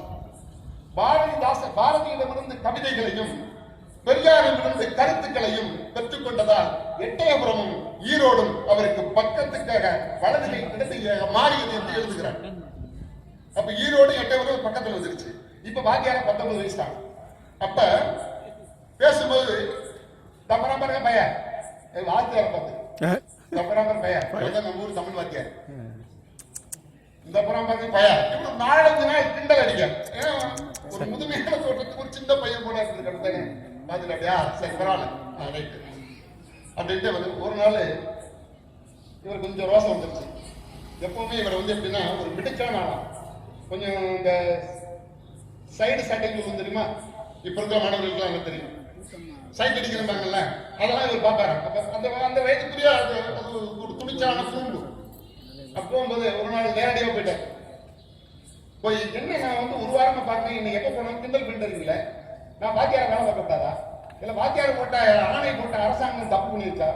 நான் புலவருக்கு படிச்சிருக்கிறேன், என்ன வாத்தியார போட்டாங்க, என்ன ஏன் கிண்டல் பண்றீங்க அப்படின்னு கேட்டவரு, உங்களுக்கு ஏதாவது என் மேல சந்தேகம் பண்ணா நீங்க கேள்வி வேணுங்க, நான் பதில் சொல்றேன். அப்படி வேடா மாப்பிள்ள, அப்படி வேடா மாப்பிள்ள, இதுதானா எதிர்பார்த்துக்கு இருந்தேன் அப்படின்ட்டு ஒரு பாட்டு. இந்த பாட்டுக்கு அர்த்தங்களாம் கேட்டாங்களாம். இலை படர்ந்த பொய்கை இடத்தெழுதல் கண்டு, இந்த பாட்டு நல்லா கவனிங்க. இலை படர்ந்த பொய்கை இடத்தெழுதல் கண்டு முளை சுரந்த அன்னையோ முன்னி நிலைத்து விளங்க கொங்கை அருட்சுமந்த கோமகள் சம்பந்தா இங்கு உயர்ந்தான் ஆர் எனக்கு சொல் அப்படிங்கிற வெண்பா. இந்த பாட்டை சொல்லி இதில் 2 அன்னையர் வருகிறார்கள். இதில் யார் சிறந்த அன்னையர் தாய்கள், யார் சிறந்த தாய்கள் என்று கேட்டாங்க.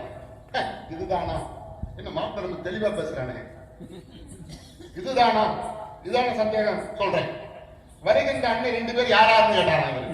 அது நீயே சொல்லு. 2 அன்னையரை சொல்லி இருக்கிறீர்கள் இந்த பாடல் மூலம். ஒன்று மங்கையர்க்கரசி, ஒன்று பார்வதி, கடவுள் பார்வதி, சிவன் மனைவி. இலை படர்ந்த பொய்கை இடத்தெழுதல் கண்டு இலை சுரந்த மங்கை அன்னை உண்ணி நிலை விளங்க கொங்கை அருட்சுமந்த கோமகள். அங்க 2 அன்னையர் வருகிறார்கள். உங்க அந்த கதை தெரியும், உங்க சம்பந்தருடைய கதை. அவர் குளத்துல போய் அவங்க அப்பா குளிச்சுட்டு இருக்கும் போது இவர் அழுதாரா. உடனே பார்வதி பால் ஊட்டினாங்கன்னு சொல்லி அந்த பாலினுடைய 2-3 துளிகள் இதுல இருந்தது. அதை பார்த்து யார் ஆனவாக இந்த வானத்தை கட்டினாங்களா இந்த பார்வதி அல்லது புரிஞ்சாங்க ஒரு கதை இருக்கு. இந்த கதையை சொல்ற போது இது யார் சிறந்தார் அதுன்னா, தாயாரில் 3 வகை உண்டாம். ஒன்று பால் நினைந்தூட்டும் தாய், அவர் தலைத்தாய். ஐயோ குழந்தை அழுகிறதே அப்படின்னு ஓடி போய் பால் கொடுக்கிறவர் நடுத்தாய். அதுதான் சரி, அதை இந்த வேலை முடிச்சுட்டு போறா பிறகு பால் கொடுக்க, இவர் கடைத்தாய். இதில் தலைத்தாய் என்பவள் மங்கையர்க்கரசி தான். ஏனென்றால் காலத்தால் பிற்பட்டவள் மங்கையர்க்கரசி. அந்த மங்கையர்க்கரசி அந்த செய்தியை கேள்விப்பட்டவுடனே இவளுக்கு தனத்தில் பால் உரியதான். செய்தியை கேள்விப்பட்டதுங்க. அப்படி என்றால் இறைமகனுடைய மகளாக இருக்கக்கூடிய பார்வதி தேவியார், பாரதியோட கூற்று, இறைமகளாக இருக்கக்கூடிய பார்வதி தேவியார் பால் நினைந்து ஊட்டக்கூடிய அளவில் இல்லை. அவள் நடுத்தாயாகத்தான் இருந்தார். இறைவன் கை காட்டிய பிறகுதான் ஓடோடி பால் கொடுத்தாள். மங்கையர்க்கரசியாக பார்வதியோர் 1 மாற்று குறைவுதான். ஆகவே தலைத்தாயாக இருப்பவள் மங்கையர்க்கரசி தான், நடுத்தாயாக இருப்பவள் பாரதி தேவிதான். இந்த பாடல் அதைத்தான் சொல்லுகிறது. நீங்கள் சம்பந்தருக்கு தாராளமாக நிலைவிளங்க சொல்லலாம் என்று சொன்ன பிறகுதான் ஆகா இவன் பெரிய மிக ஆபத்தான ஆளு. யாரு? 19 மாப்பிள்ளைய ரொம்ப ஆபத்தான ஆளு அப்படின்ட்டு பரவாயில்ல பாவனை குண்டல் பண்ற காரணம் கோச்சுக்காத அப்படி சொல்லிட்டு போன பிறகு நீங்க என்ன வேணாலும் கேளுங்க, என்ன வேணாலும் கேளுங்க. சரி சமயம் வரும்போது கேட்கிறேன், ரைட் முடிஞ்சு போச்சு. இதே பாரதிதாசன் பெங்களூர் போறார் திருக்குறள் மாநாட்டுக்கு 38ல. அப்பதான் இந்தி போராட்டம் கொழுந்துவிட்டு இருந்த காலம். அந்த இந்தி போராட்டத்தை யாராவது இருக்கா? தந்தை பெரியார் இருக்காரு, திருவிக்கா இருக்காரு, பாரதிதாசன் இருக்காரு, மரமலையில் இருக்காரு, சோமசுந்தர பாரதியார் இருக்கார், பொன்னம்பலனா இருக்கார், பெரிய பெரிய மேதைகள் தலைவர்கள் எல்லாம் இருக்கிறார்கள். அந்த இந்திய போராட்டத்துக்கு ஒரு பாட்டு எழுதுறாரு. யாரு? நம்ம பாரதிதாசன். பாட்டு எழுதும் போது என்ன இந்தி எல்லாத்துக்கும் பொதுமொழியா எல்லோரும் ஓட்டி வாருங்கள் தோழர்களை என்று ஒரு பாட்டு எழுதுறாரு. இந்த மாநாட்டுக்கு முன்னே இந்த பாட்டை ராகம் போட்டு ஒரு இசைவாளர் பாடுறாங்க. பாடும்போது பாரதிய முன்னாடி தாழ்வு முடித்தா இருக்காரு. ஏன்னா அந்த ராகத்தை ஏற்படுத்தியவர், தாளத்தை வரிவகுத்தவர், பாட்டை எழுதியவர் சொல்லும்போது இப்படி கூட வந்து என்னடா இசை என்னடா பாட்டு அப்படின்னு கேட்டார். என்னடா இசை என்னடா பாட்டு பாடுறான், என்னமோ எல்லோரும் ஓடிவா இந்தி தேசிய மொழி எல்லோரும் ஓடிவாங்க தோழர்கள் சொல்றேன், என்னடா பாட்டு எவன்டா எழுதுனவன் அப்படின்னு கேட்டுட்டான். இவருக்கு உடனே வந்துருச்சு, நிறுத்துறா, யாருக்கும் பயப்பட மாட்டேன், நிறுத்துறா, என்ன பண்ண உனக்கு, இந்த பாட்டு நான் தான் எழுதினேன், இசை நான் தான் கொடுத்தேன், இதையும் பண்ண ராகம் எல்லாமே நான் தான் எடுத்தேன், உனக்கு என்ன தெரியும் இசை பத்தி, நீ என்ன ராகம் தெரியும் உனக்கு, அந்த ராகத்தை சொன்ன பிறகு பேசாம இருந்துட்டு அடுத்து கேட்டானோ நர்த்தனம் இருக்கு அது என்ன தெரியுமா அப்படின்னு கேட்டான். நர்த்தனம், நர்த்தனமா நடனம்னு நர்த்தன சாலைன்னு சொல்லுவாங்க, அதுக்கு என்ன தெரியுமா அடுத்த கேள்வி கேட்டிருக்காங்க. கொஞ்சம் விஷயம் முடிச்சவன இருக்கும் கேட்டவன அவர் சொன்னாரா, கையசைவு காலசைவு இருக்குல்ல அதுக்கு பேர் நிறுத்தம்னு பேரா. பொதுவா நடனத்துல கையசைவு காலசைவு இருக்குல்ல இதுக்கு பேர் நிறுத்தம். இந்த நிறுத்தம் கையசைவு காலசைவு முகக்குறிப்பு கண் பார்வை காது எல்லாமே சேர்ந்து ஒரே நேரத்தில் ராகத்திற்கு ஏற்ப உடல் அசைவால் மொழி காட்டி மக்களுக்கு சொல்லுவது, அதை அவங்க ரசிப்பார்கள். இதற்கு நிறுத்தம்னு பேரு தூய தமிழில். இந்த நிறுத்தம் அவன் வட சொல்லுக்காரனுக்கு போய் அது நிறுத்தமாகி நித்தம் நர்த்தமாகி நர்த்தம் நர்த்தனமாயிடுச்சு. கேட்டா அவனுக்கு இந்த வரலாறு தெரியுமான பிறகுதான் அவன் கால வந்து மன்னிப்பு கேட்டுட்டு அந்த கோபந்தனே அவன் மைக் எடுத்து ஒரு உடம்பு உடைச்சாரான். காரி பேச வெட்டு உடைச்சு சொன்னாரான், இந்த மாதிரி களவாணி பெண்ணெல்லாம் உள்ள விடாத, இந்த மாதிரி களவாணி பெண்ணெல்லாம் உள்ள விடாதேன்னா. அதே மாதிரி இன்னொரு நிகழ்வு நான் சொன்ன மாதிரி திருக்குறள் மாநாட்டுக்கு பெங்களூர் போறாரு. பெங்களூர் போன பிறகு பெங்களூர்ல பேசிக்கிட்டு இருக்க ஓபாவசமா பேசுறாரு, இந்தி பொதுமொழின்னு சொல்றான், திருக்குறள் அழிஞ்சிடும், அனுபவம் ஒரு நூலா சொல்லி இதெல்லாம் அழிஞ்சு போயிடும், தூய தமிழ் நம்ம பட்டே ஆகணும் அப்படின்னு சொல்லி பேசிட்டு இருக்கும்போது ஒரு சைவ பழமாக பட்டை அடிச்சு, பட்டை அடிக்காத இடமே இல்லை, அந்த மாதிரியான ஒரு 10 பேர் வந்து நிறுத்த காணும் அப்படின்னு தமிழனுக்கு தமிழன் தான் எதிரி. மறைந்த அண்மையில் மறைந்த கவிக்கு அப்துல் ரஹ்மான் சொல்லுவார், 2 கேரளாக்காரன் சேர்ந்தான்னா அட்டி கடை வைப்பானு, 2 ஆந்திராக்காரன் சேர்ந்தான்னா கோயில் கட்டுவானு, 2 பஞ்சாப்காரன் சேர்ந்தான்னா விவசாயம் பண்ணுவானு, 2 வங்காளத்துக்காரன் சேர்ந்தானா குண்டு செய்வானு, 2 கர்நாடகத்துக்காரன் சேர்ந்தானா கடை வைப்பானு, 2 தமிழ்நாட்டுக்காரன் சேர்ந்தானா அப்படின்னு எழுதிடுவாரு. 2 சேர்ந்தானா சண்டை போடுவேன், எல்லா மக்கள் கூட்டத்திலிருந்து கேட்ட மாதிரி சேர்ந்தாங்கன்னா முதல்ல சேரட்டும் அப்புறம் நான் சொல்றேன். நம்மகிட்ட அவ்வளவு உரிமை இருக்கிறது. தமிழன் பேசுகிறான் ஏற்று மாநிலத்தில், அப்ப ராஜதானி இருந்த காலம், மெட்ராஸ் பிரசிடென்சி இருந்த காலம், வேற்று மொழி தமிழன் தான் பேசுறான், தமிழன் தான் நேற்று தாண்டி நிறுத்தங்காணும், நிறுத்தங்காணும் வாங்கானும் போங்கானுங்கிற வார்த்தை ஏற்கனவே தமிழகத்தினுடைய வடபகுதியில் தென்பகுதியில் குறிப்பா முதல் மாவட்டத்தில் நிறுத்தங்காலம் சொன்ன உடனே உங்க சந்தேகம் இல்லையா, என்ன வேணும், நீங்க பெருசா திருக்குறளை பத்தி பேசுறீங்க, உங்க தலைவர் பெரியார் ராமாயணத்தை கொடுத்துருன்றார், மகாபாரத்தை கொடுத்துருன்றார், பெரிய புராணத்தை கொடுத்துருன்றாரு, முடிஞ்சா கொடுத்து கொடுத்துனாரு, அவர் வாங்குறாரு, அவரே போட்டு கொடுத்துறாரு, உனக்கு வேணும்னு 4 நிமிஷம் வாங்கி தரேன், உனக்கு உங்க எம்ஆர் ராதா ராமாயணத்தை ஹிமாலயம் நாடகம் நடத்துறாரு, அவரு காசு போட்டு அவர் நடத்துறாரு, அதையும் நீ தானே போய் பாக்குறேன், இப்போ சந்தேகம் என்னையா, நீங்கள் கடவுளை பற்றி பேசுவதற்கு தகுதி இல்லை.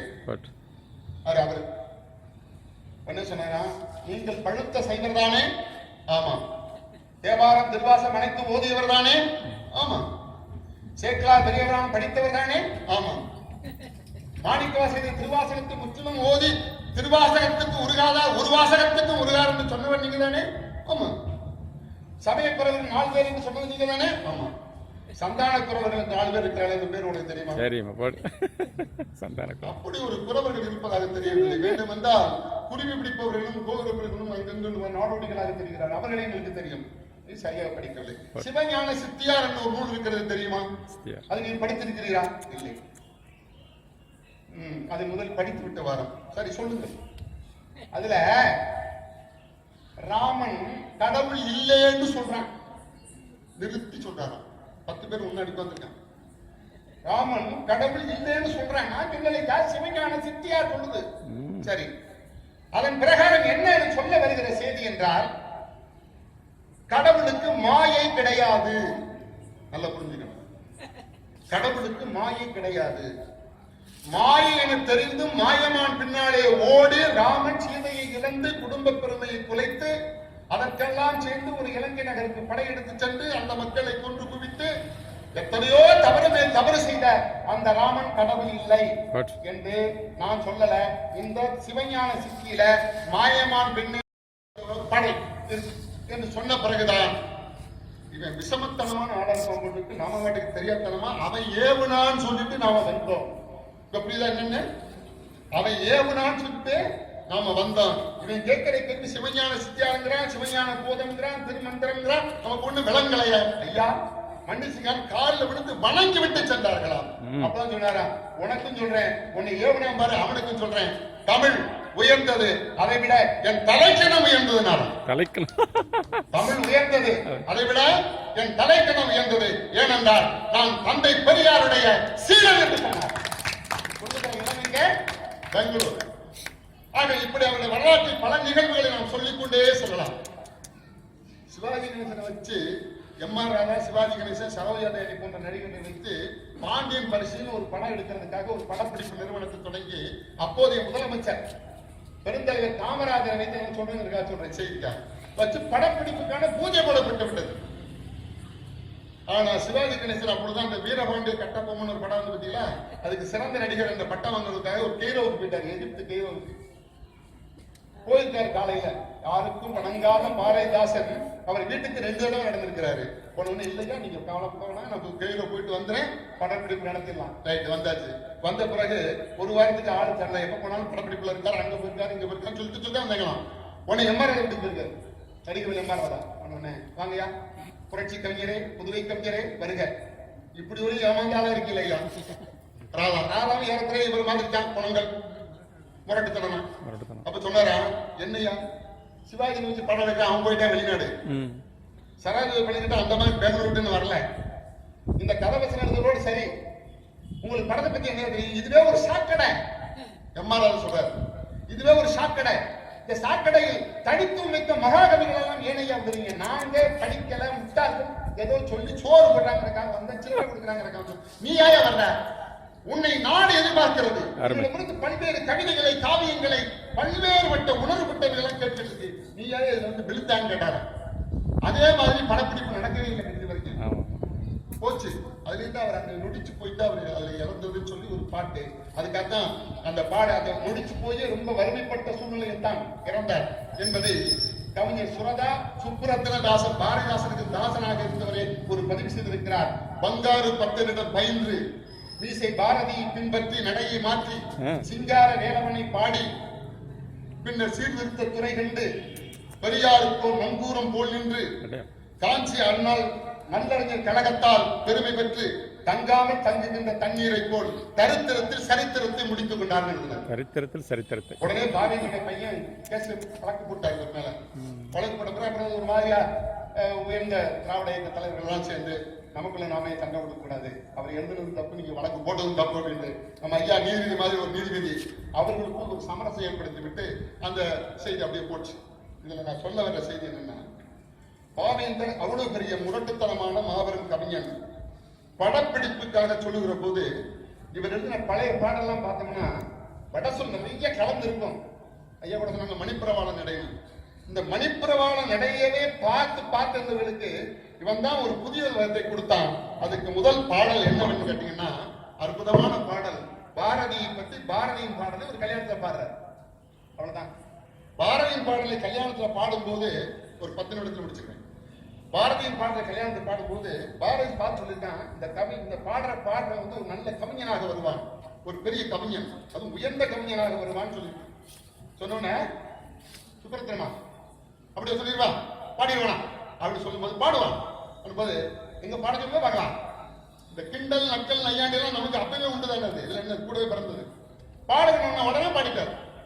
எங்கெங்கும் காணினும் சக்தியடா தம்பி எழுகடல் அவன் வண்ணமடா, அவன் தங்க மெலிகடி கோடி கண்டம் ஒரு தாயில் கை பந்தன ஓடுமடா, ஒரு கண்குளில் 7 முகினம் வந்து கர்ச்சனை செய்வது கண்டதுண்டோ, இன்னும் மங்கை நகைத்த ஒளியினடா மந்த நகையின்றி மின்னுதடா, காலை ஒருவன் கவிச்சுவையில் கரை காண நினைத்த முழுநினைப்பில் அன்னை தோழசை தந்து நடம் புரிவார் ஒரு சொல்லறிவாள திறம் புரிவார் ஒரு வாழை சுழற்றும் இசையினிலே இந்த வையம் முழுதும் தொண்டு செய்வேன் என நீள இடை என்று நீ நினைத்தால் அன்னை நேர்படுவான் இந்த நேரினிலே என்று அந்த 16 வரி கொண்ட பாடலை கட கட கட கட கட கட என்று நான் சொல்லுவதை விட வேகமாக எழுதி காட்டினாராம்.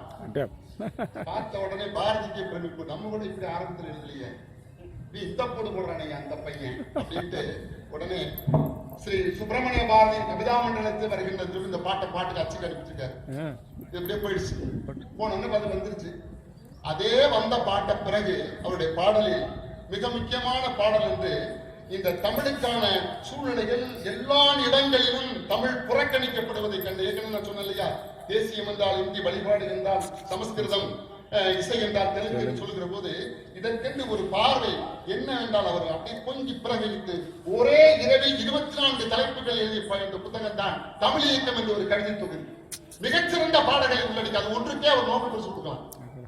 ஏனென்றால் தமிழ்நாடு எப்படின்னா, பட்டினியால் ஒரு கவிஞன் பாதி உயிர் விட்டு இறக்க, இந்த கவிதை கொஞ்சம் கவனிங்க, பட்டினியால் ஒரு கவிஞன் பாதி உயிர் விட்டு இறக்க எட்டு இருந்தே இகந்துரைக்கும் இவ்வையம் அவன் விட்டுவிட்டான் ஆவியினில் விரைந்து வரும், நல்ல மறந்தாங்க, அவன் விட்டுவிட்டான் ஆவியினில் விரைந்து வரும் கண்ணீரை கொட்டி அடும் கொடிகளையும் அரைக்காம பட்டிலுமே பறக்க விடும். எப்படி போனா நாட்டப்பட குடும்பம் இருக்கா இல்லையா, என்னாச்சு அவன் கவிதை என்னாச்சு காணவே காணாது. ஏனென்றால் இந்த நாடு அப்படிப்பட்ட நாடு. எந்த கவிதையை முன்னேற்றி நிறுத்தி இருக்கிறது? வள்ளுவனுக்கு சிலை வைத்தோமே, அந்த வள்ளுவன் குரல் எங்காவது இருக்கிறதா? ஐயா சொன்னாங்க திருவள்ளுவர் ஆண்டு, இப்ப இருக்கிற ஆண்டோட 31 ஆண்டுகளை சேர்த்துக்க, திருவள்ளுவர் ஆண்டு வந்துடும்.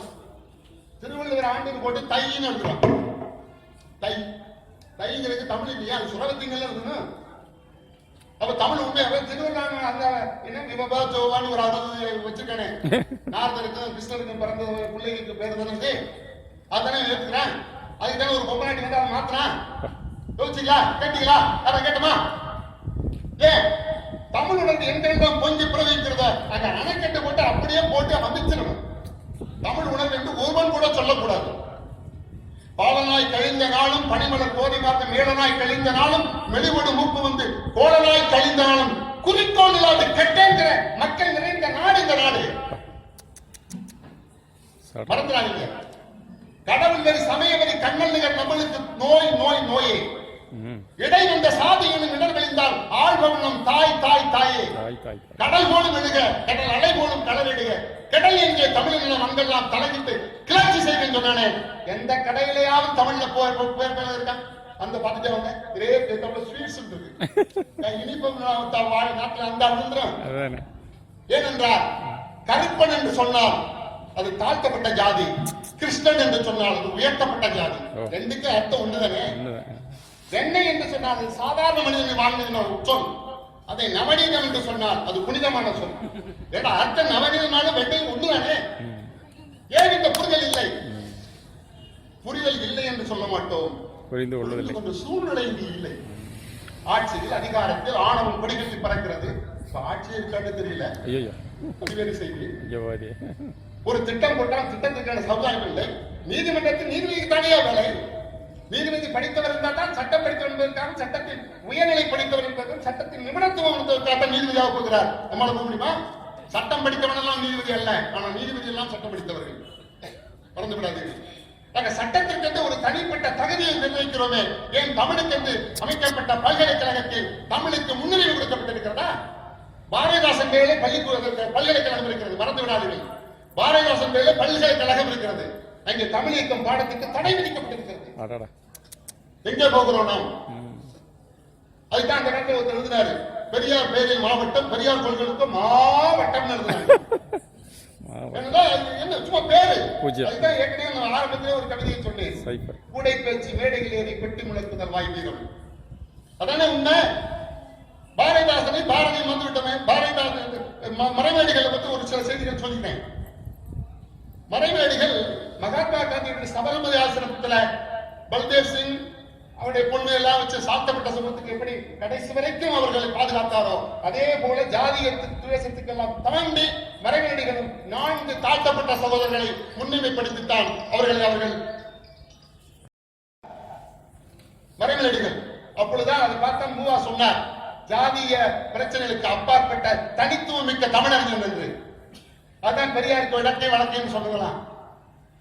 ஒரு ஒரு நுட்பமான, ஆனால் அதில் எனக்கு உடன்பாடு இல்லை, இருந்தாலும் செய்திகள் சொல்லித்தான் ஆக வேண்டும். லோக குரு சங்கராச்சாரியார், குருவிசாயி இருந்தார் இல்லையா, காஞ்சி காம்புகுடி பிட்டாதிபதி ஜெகத்குரு சங்கராச்சாரியார், இவர் சமஸ்கிருதத்திலிருந்து மொழிபெயர்க்கப்பட்ட சாகுந்தலம் நாடகத்தை பார்த்து பிரமித்து போய் தமிழில் இப்படி ஒரு அறிஞனா என்று நினைத்து இந்த சாகுந்தலத்தின் பெயரிலேயே காஞ்சிபுரத்தில் ஒரு அறக்கட்டளை நிறுவப்பட்டிருக்கிறது, மறந்து விடாதீர்கள். அதுக்கு அடிப்படை பாறைதான், அந்த மறைமேடிகள் தான் பாடமா வச்சிருக்காங்க. அறக்கட்டளை வச்சிருக்காங்க. அறக்கட்டளை தப்பு இன்னும் நடந்து கொண்டு இருக்கிறது, இன்றைக்கும் நடந்து கொண்டு இருக்கிறது. எவ்வளவு அற்புதமான செய்தி! அவர் தான் மாணிக்க வாசகருக்கான காலத்தை நிர்ணயம் செய்தார். அவர் தான் இந்த திருவள்ளுவர் ஆண்டுக்கான தலைமை தாங்கிய அந்த கூட்டத்தை தலைமை தாங்கியவர்.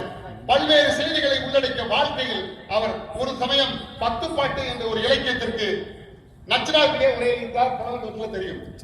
அதில் தற்பாடிய தளி உணவின் புல் என்று ஒரு வரி வரும். தற்பாடிய தளி உணவின் புல். தற்பாடிய தளி உணவின் புல் என்றால் தானே பாடி தளியை உணவாக கொள்கின்ற பறவை, அது வானம்பாடி. மழை மேகம் திரண்டு முதலில் வருகிறது அல்லவா துளி, அந்த துளியை உணவாக கொள்ளுமா எது? அந்த பறவை வானம்பாடி என்று நச்சினார்க்கிடையே உரை எழுதியிருக்கிறார். இவர் அதை படித்து பார்த்துவிட்டு தளி வேறு துளி வேறு, இவர் தளியை சொல்லாமல் துளியை சொல்லி இருக்கிறார். மறந்துடாதீங்க, தளி வேறு துளி வேறு. அப்ப என்றால் என்ன அர்த்தம்? அப்ப தளி என்றால் என்ன பொருள், துளி என்றால் என்ன பொருள் என்று விளக்க வேண்டும் அல்லவா? அதுக்கு பதில் எழுதியிருக்கிறார் மறைமேடிகள். மிக அற்புதமான பதில். கார்மேகங்கள் திரண்டு வரும்போது முதலில் கார்மேகம் தள்ளி விடுகின்றது தளி. முதலில் தள்ளி வருவது தளி, அதன் பிறகு துள்ளி வருவது துள்ளி. அருமை அருமை. முதல் தள்ளி வருகின்ற அந்த துளியான அந்த உணவைத்தான் அந்த வானம்பாடி வருகிறது, அதான் அதுக்கு உணவாக ஆகிறது என்று சொல்லி மிகப்பெரிய தளிக்கும் துளிக்கும் உள்ள வித்தியாசத்தை அவர் போய்விட்டார். இப்ப சமீபத்துல தான் அது யாரே அவரெல்லாம் கேட்காதீங்க, எங்கள் அன்னையே இதையோ அப்படி இப்படிலாம் வரும்ல, 2 சொல்லி என்னன்னா போட்டு 2 சொல்லி நயனா போட்டு அன்னையன் போடு வச்சா சரி, பார்த்து பிளக்ஸ் போடு வச்சா நல்லா இருக்கு. சில இடங்கள்ல 3 சொல்லி நயனா போட்டு 3 சொல்லி நயனா போட்டு அன்னை வாழ்த்த வயது வடத்தூர்லன்னு போட்டு வச்சிருந்தாங்க. நான் ஒரு பேருந்து நிலையத்துல ஒரு இடத்துல இருந்தேன், எங்க ஊர் பக்கமே. ஒரு தோழர் இந்த மாதிரி ஒரு புலவர் பெருமான் வந்தார். வந்துட்டு ஐயா ஐயா இந்த போர்டை பாத்தீங்களான்னு. நான் பார்த்தேன். அது தப்பு இல்லையான்னு. இல்ல சரி, இது சரியா இருக்கீங்க. அது தப்பு இல்லையா? 2 சொல்லி போட்டு 2 சொல்லி போட்டிருக்கானே, தப்பு இல்லையான்னு. 2 சொல்லி போட்டு 2 சொல்லி தப்பு இல்லை, 3 சொல்லி போட்டு 3 சொல்லி போட்டாலும் தப்பு இல்லை. ஏன்னா போர்டு வச்சோட எண்ணம் சரியா இருக்கிறதுங்க. என்ன சொல்றீங்கன்னு கேட்டாரு. 2 சொல்லி போட்டு 2 சொல்லி போட்டா என்ன அர்த்தம்னு, தாயின் அர்த்தம்னாரு. இப்ப 3 சொல்லி போட்டு 3 சொல்லி போட்டா என்ன அர்த்தம்னு கேட்டேன். அது தெரியலைன்னாரு. தாவன் நான் வடிச்சுட்டு பேய் என்ன போடுறது சரியா வருது, பேய்னா அதான் அர்த்தம். அவன் தெரியாம வச்சிருக்கான், அவனே கூப்பிட்டு தம்பித்து போட மாட்டேன், மறுநாளே அப்ப எடுத்துட்டான். அப்ப மொழி கொலை செய்வதை அங்கீகரிக்கிற அரசு என்றால் மொழி கொலை செய்பவர்களால் ஆளப்படுகிற அரசு அப்படித்தான் இருக்கும். இந்த மதுரையில பக்கத்துல இருக்கீங்க, நீங்க ஏதாவது ஒரு முயற்சி நீங்க பண்ணலாம், அதுக்காக ஒரு வேண்டுகோளா வைக்கிறேன். ஒரு 25 ஆண்டுகளுக்கு முன்னால் பாரதிதாசனுடைய கவிதா விருது வந்து பாண்டிச்சேரியில் நடந்தது. அரசு சார்பில் 100 பேர் பாடினோம், நானும் இருந்தேன். அப்ப போகும்போது அங்க ஒரு 8 நிமிஷம் தான் பாடணும், 8 வரி தான் பாடணும் சொல்லும்போது நான் மதுரையில் அப்போ ஒரு பிரச்சனை கொளுத்து விட்டு இருந்தது. சோலைங்கன்னு ஒரு வடநாட்டு சேட்டு பாப்பான், அவன் தமிழ்ல போர்டு வைக்க கூடாதுன்னு சொல்லி தமிழ்ல விளம்பர போர்டு கடையெல்லாம் வைக்கிறாங்கல்ல, அந்த போர்டு வைக்க கூடாதுன்னு வழக்கு கொடுத்து அவன் ஜெயிச்சுட்டாங்க. அடப்பாய், மதுரையில் யோசிக்க. இதை பார்த்தா நீங்க சொன்னார், உணவு தரம் விடுதியினை கிளப்புணவை வேண்டும் போலும் உயர்ந்தப்பட்டு துணி கிடைக்கு சில்க் ஷாப் எனும் பலகை தொங்குவதா சிறப்பு போலும் மணக்க வரும் தங்களிலே குளிரா இல்லை தோப்பில் நிலவா இல்லை தனப்பரிதான் துன்பது தமிழகத்தில் தமிழ் தமிழ் தமிழ்தான் இல்லைன்னு செருப்பால் அடிச்ச மாதிரி அன்னைக்கு சொன்னார. இன்னைக்கு வரைக்கும் அப்படிதான் இருக்கு. அப்ப வானேறி விடிலேறி வெட்டமிடு மதியிலேறி அதன் கோலேறி குலையேறி மிதிக்கின்றான் மேலே காட்டான். இவனு தலையேறி மிதித்தாலும் ஆழ்ந்த உறக்கத்திலிருந்து எழவே மாட்டான். இல்லையா? உண்மை உண்மை. நம்ம கத்தி என்ன பிரயோஜனம்? தமிழுக்கான உரிமை நம்ம எடுத்துக்கிறோமா? எங்க தமிழ் தமிழ் சொன்னாலே சாகுறாங்க. தமிழா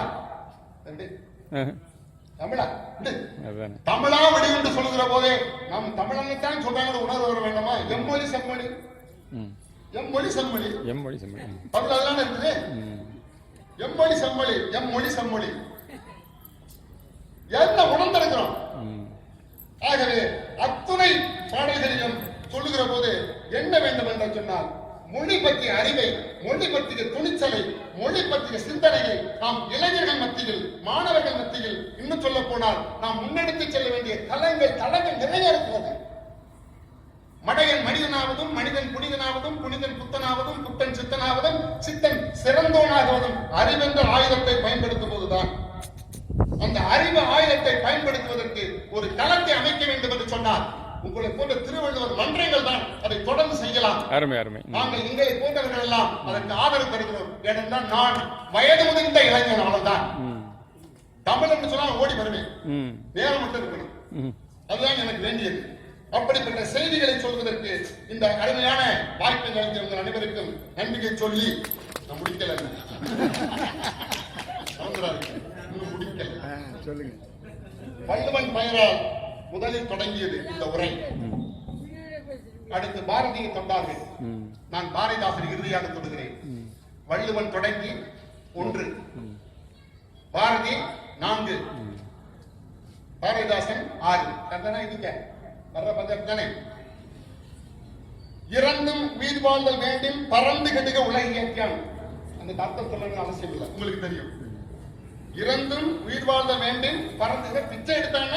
அவன் படைச்ச கடவுளை என்ன செய்யலாம்? அதுக்கு ஐயா அதுக்கு தீர்வு அல்ல. ஒருத்தன் பசியா துடிக்கிறானே, பசியா துடிக்கிறானா, அவன் படைச்ச நாசமா போட்டும்.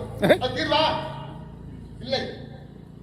அதே சொல்ல இங்க பாரதி வந்தான் பல நூற்றாண்டு, ஆயிரக்கணக்கான ஆண்டுகளுக்கு பிறகு. தனி ஒரு மனிதனுக்கு உணவில்லை என்று ஜகத்தினை அளித்துடுவோம். தீர்வா? தீர்வாது? பூமி ஆட்சியமா சோறு எடுத்துமா? பாரதிதாசனுக்கு அதே கட்டு வந்துச்சு. ஓடப்பராயிருக்கும் ஏழையப்பர் உதயப்பராகிவிட்டார். ஓடப்பர் உயரப்பர் எல்லாம் மாறி ஒப்பப்பராகிடுவார் உணரப்பா அப்படின்னு சொன்னார். இதுதான உண்மை. அற்ற நிலைக்கு நாம் நடைபெற வேண்டாமா? அனைத்திற்கும் இப்படி சொல்ல வேண்டும் என்று சொன்னார். சுயமரியாதை என்கிற உணர்வு இருந்தால்தான் இது சரியாக அமையும். ஆதலால் சுயமரியாதைகள் தோழா, நீ துயர் கெடுப்பாய், வாழ்வில் உயர்வடைவாயே.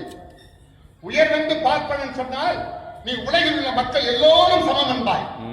துயர் ஒரு தாண்டவர் உள்ளார் என்று சொல்லிடும் தீயரை பூவென்று உமிழ்வாய். அயலொரு கூட்டத்தார் ஆழ்வோர் என்று ஆட்பட்டு இருப்பவர் என்று சொல்வோரை பயமின்றி நீ திருந்த சொல். சிலர் பழமை சொன்னால் புது நிலை நலம் நாட்டு. சேசு முகமது என்றும் மற்றும் சிவன் என்றும் அரி என்றும் சித்தார்த்தன் என்றும் பேசி வளர்க்கின்ற போரில் உன் பெயரை கூட்டுவார், நீ ஒப்ப வேண்டாம். காசை பிடுங்கிடுவதற்கே பலர் கடவுள் என்பார்.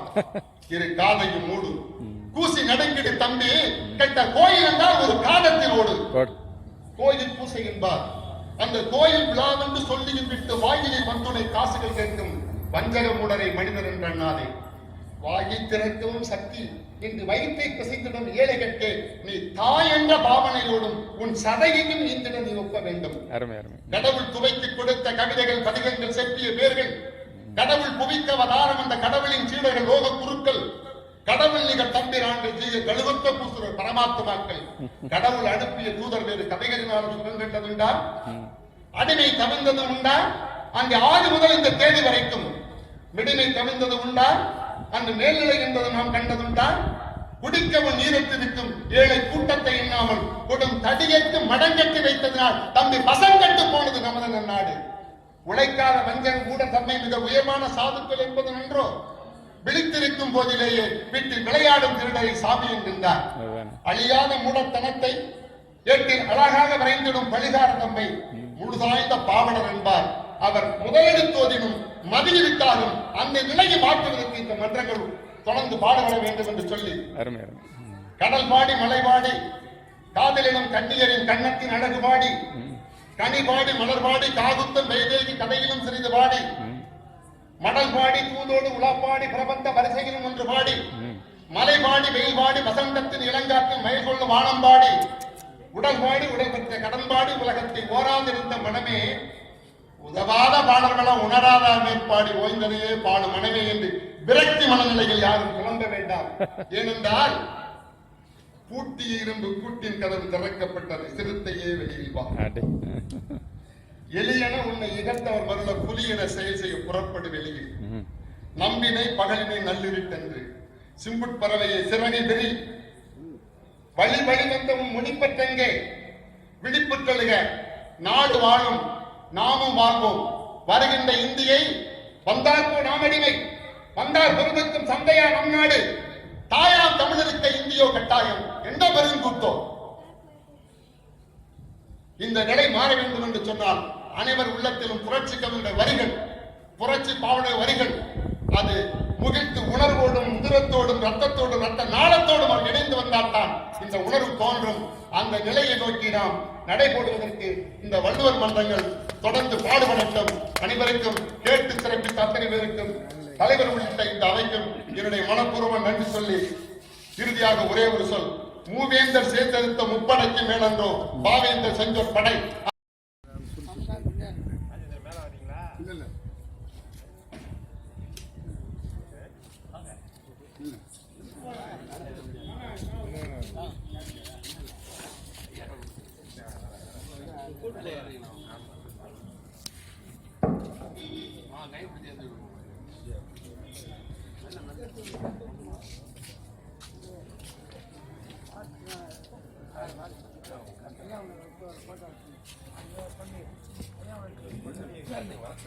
இதுவரை நம்மிடம் இறுதியினம் வழங்கிய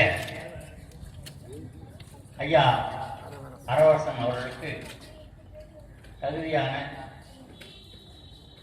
வாடிப்பட்டி புரட்சி ஒன்றிய செயலாளர் அவர்கள் இந்த மாமா ஒரு பத்திரிப்பாளர்